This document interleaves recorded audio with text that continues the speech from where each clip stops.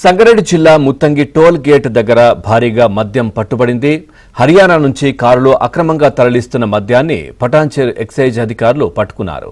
5,75,000 రూపాయల విలువైన 408 మద్యం బాటిల్స్ స్వాధీనం చేసుకుని కారును సీజ్ చేశారు. 2 నిందితులను అదుపులోకి తీసుకున్నారు.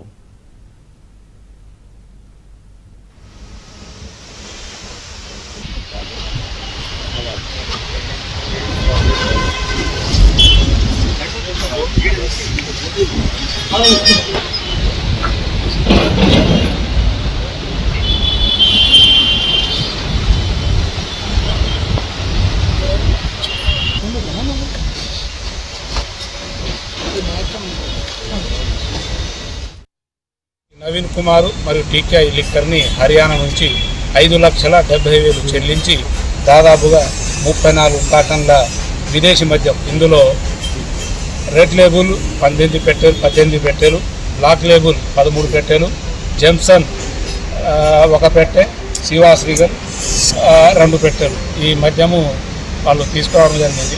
ఇది విదేశీ మద్యం సార్? ఇది దీనికి 5,60,000 అక్కడ వాళ్ళు పే చేయడం జరిగింది.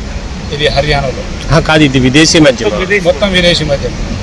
అంటే విదేశీ మద్యం అని ఇది పూర్తిగా విదేశీ మద్యం అని కాదు, ఎందుకంటే మేము దీన్ని కెమికల్ అనాలిసిస్ రిపోర్టు పంపించిన తర్వాత చెప్పగలుగుతాం.